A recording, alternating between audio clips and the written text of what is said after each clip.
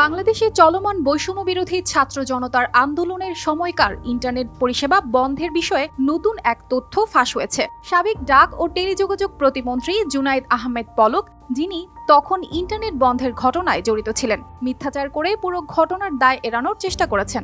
সম্প্রতি তার এই কর্মকাণ্ড ফাঁস হয়ে যায় এবং তা নিয়ে তৈরি হয়েছে ব্যাপক বিতর্ক। 100 গ্রাম রাঁধুনি হলুদ বা মরিচের গুঁড়ার সাথে 2টি এবং 200 গ্রামের সাথে 4টি রাঁধুনি স্বাদ মিশালি ফ্রি।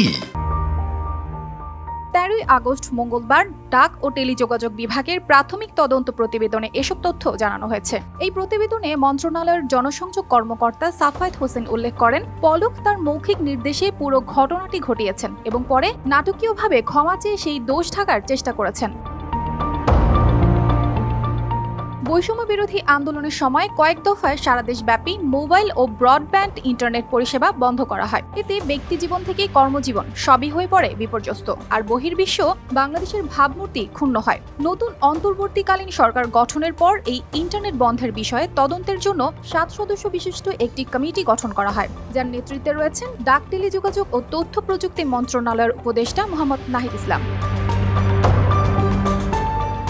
প্রাথমিক তদন্ত প্রতিবেদনে জানা যায়, ডাটা সেন্টারে আগুন লাগার সঙ্গে ইন্টারনেট বন্ধের কোনো সম্পর্কই ছিল না। সাবেক প্রতিমন্ত্রী জুনাইদ আহমেদ পলক এই ঘটনা নিয়ে জাতিসংঘে মিথ্যাচার ও প্রতারণা করেছেন। প্রতিবেদনে আরও বলা হয়, 15 ও 16 জুলাই মোবাইল ইন্টারনেট এবং 18 থেকে 23 জুলাই পর্যন্ত ও 5 অগস্ট ব্রডব্যান্ড ইন্টারনেট বন্ধ এবং পুনরায় চালুর বিষয়টি পলকের মৌখিক নির্দেশেই সম্পন্ন করা হয়।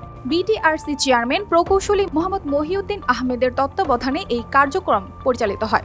এর আগে 17 থেকে 28 জুলাই এবং 5 আগস্ট মোবাইল ইন্টারনেট বন্ধের ঘটনায় স্বরাষ্ট্র মন্ত্রণালয়ের আওতাধীন ন্যাশনাল টেলিকমিউনিকেশন মনিটরিং সেন্টারের নির্দেশে সম্পন্ন হয়। এসব ঘটনায় অধিকতর তদন্ত এখনও চলমান।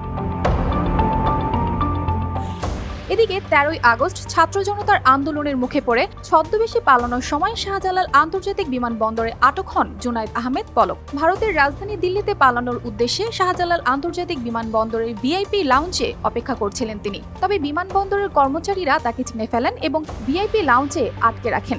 কিছুক্ষণ পর বিমান বাহিনীর কর্মকর্তারা এসে তাকে আটক করেন। অর্পিতা জাহান, RTV।